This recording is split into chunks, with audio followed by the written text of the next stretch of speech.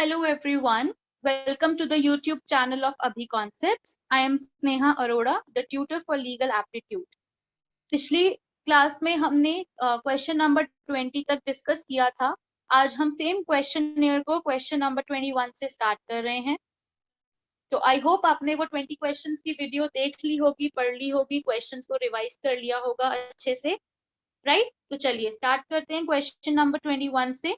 How many articles are there in the Indian constitution? Okay, Bharat के संविधान में कितने आर्टिकल्स यानी कि कितने अनुच्छेद हैं? तो इसका आंसर है 395. इंडियन कॉन्स्टिट्यूशन में हमारे पास 395 आर्टिकल्स हैं, 22 पार्ट्स हैं और 12 शेड्यूल्स हैं. 12 शेड्यूल्स हैं जो कि पहले 8 हुआ करते थे लेकिन अब वो 12 है. Okay, now moving on. Question number 22. A federal structure for India was put forward by the Act of 1861, no. The Act of 1909, no. The Act of 1919, no. The Act of 1935. यहाँ पर ये 39 नहीं है, ये 35 है. आप इसको ठीक कर लीजिएगा. This is the Act of 1935. This could be a misprint in the PDF. All right. So federal structure जो है इंडिया में वो 1935 के एक्ट से पुट ऑन किया गया था. Question number 23. When was our national anthem first sung and where? National anthem यानी कि राष्ट्रगान पहली बार कब, किस तारीख को गाया गया था और कहाँ गाया गया था? The answer is 27 December 1911 in Calcutta. Sir Rajendranath Tagore ने हमारा राष्ट्रगान जो है वो लिखा था और 27 दिसंबर 1911 को कैलकाटा में पहली बार राष्ट्रगान को गाया गया. Question number 24. The constitution of India came into force on. अब हमने जो पिछली क्लास में डिस्कस किया था कि constitution of India was adopted में हमने मार्क किया था 26 नवंबर 1949. मैंने आपको कहा था कि जब भी ऐसा क्वेश्चन आएगा कि कब फोर्स में आया, कब अडॉप्ट किया गया, तो हमेशा ऑप्शन में 1950 26 जनवरी भी प्रेजेंट होगा और 26 नवंबर 1949 भी प्रेजेंट होगा.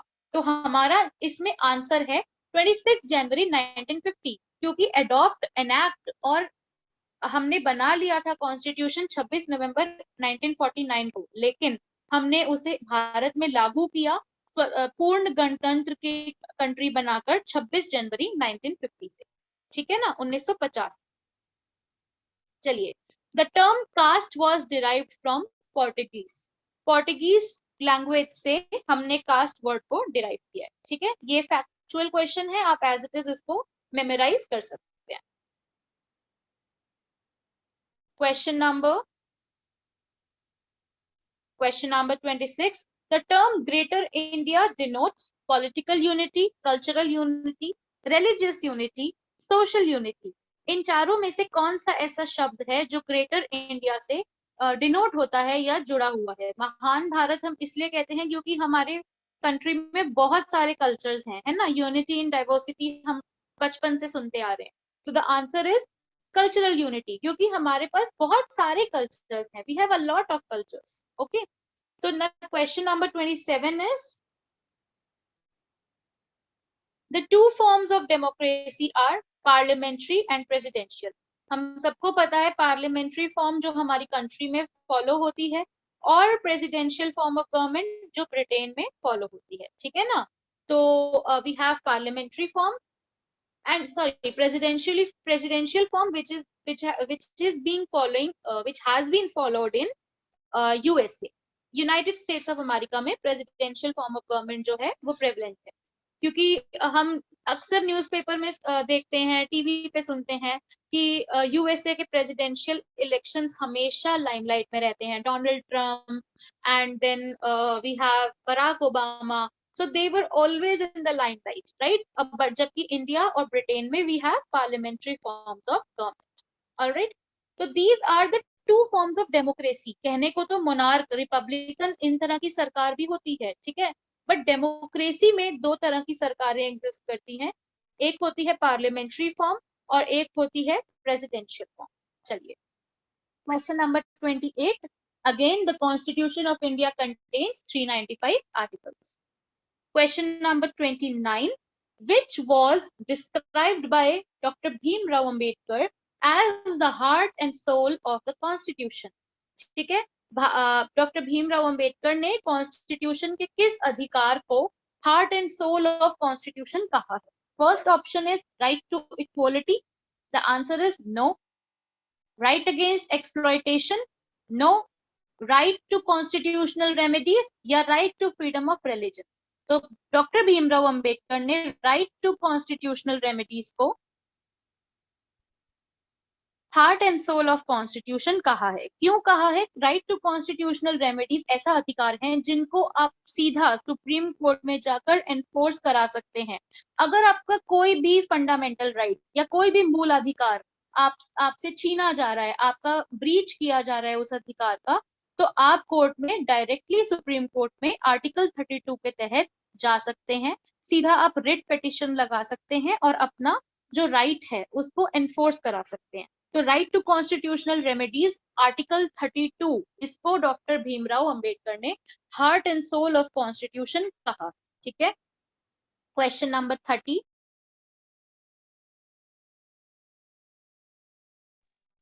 Is adopted from single citizenship का कॉन्सेप्ट इंडिया में कहां से अडॉप्ट किया गया है?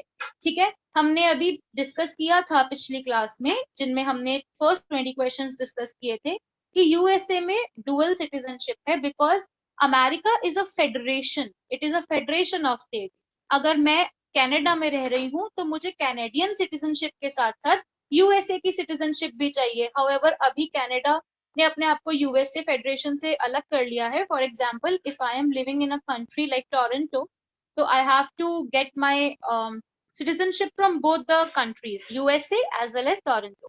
So now इंग्लैंड में हमारी सिंगल सिटीजनशिप है, तो हमने जो फीचर है सिंगल सिटीजनशिप का वो इंग्लैंड से अडॉप्ट किया है. Right. Question number 31. The drafting of the constitution was completed on 26 November 1949. 26 नवंबर 1949 को हमारा कॉन्स्टिट्यूशन बन के रेडी हुआ था. ठीक है. और इस दिन जो है 2 years 11 months and 18 days के बाद हमारा कॉन्स्टिट्यूशन रेडी हुआ था. फर्स्ट मीटिंग जो हुई थी कॉन्स्टिट्यूएंट असेंबली की वो 9 दिसंबर 1946 को हुई थी. उस दिन से लेकर 26 नवंबर 1949 तक कॉन्स्टिट्यूशन मेकर्स ने बहुत मेहनत की, बहुत अच्छे से ड्राफ्ट करके हमारा कॉन्स्टिट्यूशन हमें दिया. तो it got completed on 26 November 1949 and 2 months later on 26 January 1950 it came into force in India. Bharat में ये लागू हो गया. चलिए, question number 32. Who was the president of Constituent Assembly? Constituent assembly के प्रेसिडेंट अध्यक्ष कौन थे? ये क्वेश्चन भी हमने पढ़ा था.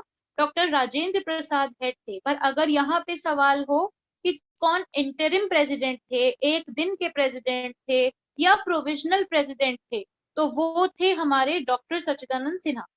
क्योंकि जब असेंबली बनी तब सबसे बड़े, सबसे बुजुर्ग जो थे उम्र में, डॉक्टर सच्चिदानंद सिन्हा ही थे. Question number 33. The method of impeachment of President of India is adopted from USA.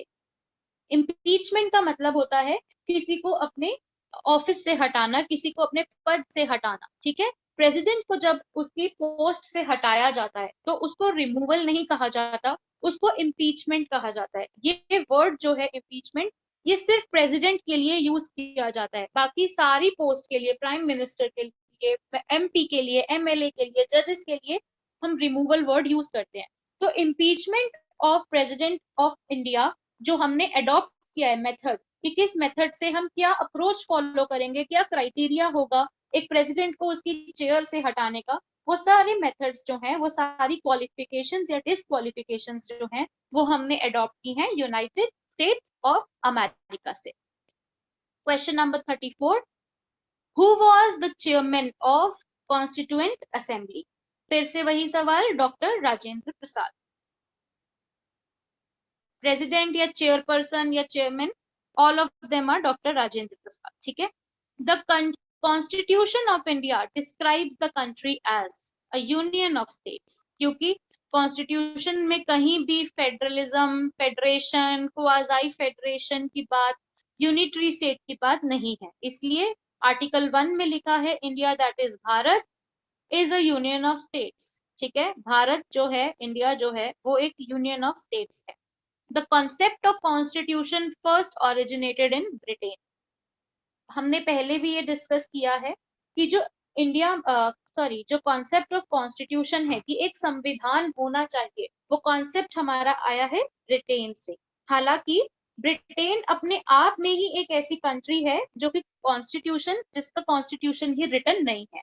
This is such an irony in the context of Britain that it is the country which has produced constitution, the concept of constitution, but इसका खुद का he written constitution जो है वो नहीं है। Moving on to question number 37, the provisional president of the constituent assembly was. जो provisional, अब आ गया ना ये एक सवाल जो हम अभी तक बात कर रहे थे, provisional interim first president of the constituent assembly was doctor Sachchidanand Sinha. 9 दिसंबर 1946 को जब पहली बार कॉन्स्टिट्यूएंट असेंबली की मीटिंग हुई, तब कोई भी प्रेसिडेंट नहीं था, तो डॉक्टर सच्चिदानंद सबसे सीनियर थे, इसीलिए उन्हें एक दिन के लिए प्रेसिडेंट बनाया गया, और अगले ही दिन बाय वोटिंग और बाय इलेक्शंस डॉक्टर राजेंद्र प्रसाद जो थे वो chairperson of the constituent assembly, या हम ये कहें president of the constituent assembly के लिए अप्रूव हो गए। Question number 38, Question number 38, the chairman of drafting committee of the Indian Constitution. Indian Constitution की drafting committee के chairman थे Dr. Bhimrao Ambedkar. Next question, who was the chairman of the Constituent Assembly of India?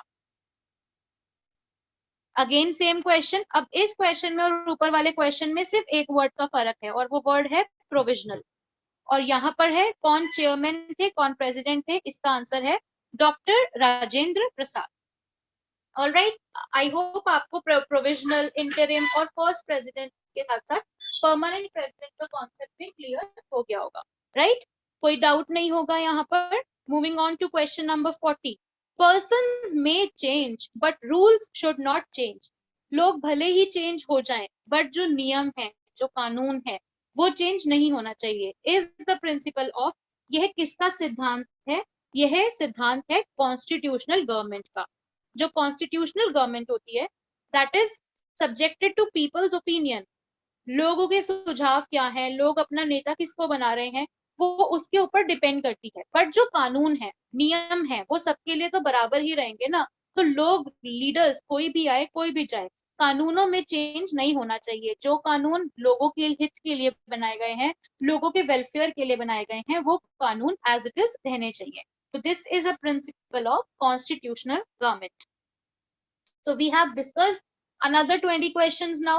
I hope ये सारे questions आपको clear होंगे। आपके कितने इन 20 questions में से आंसर सही हुए, आपका कितना स्कोर बना, आप हमें कमेंट बॉक्स में जरूर बताएंगे। इस पर्टिकुलर क्वेश्चनियर की जो हम डिस्कस कर रहे हैं, इसकी पीडीएफ के लिए आप हमारे इंस्टीट्यूट के टेलीग्राम चैनल पे भी कॉन्टैक्ट कर सकते हैं। उसका लिंक हमारे डिस्क्रिप्शन बॉक्स में प्रोवाइडेड है। और कोई भी डाउट्स या क्वेरीज हो तो आप हमें कमेंट बॉक्स पे या हमारे टेलीग्राम चैनल पे बिल्कुल बता सकते हैं। आई होप आपको ये वीडियो अच्छी लगी होगी और आपके लिए ये बेनिफिशियल होगी। इसको पढ़िए, प्रैक्टिस कीजिए और एग्जाम्स में बहुत अच्छा स्कोर कीजिए। Thank you.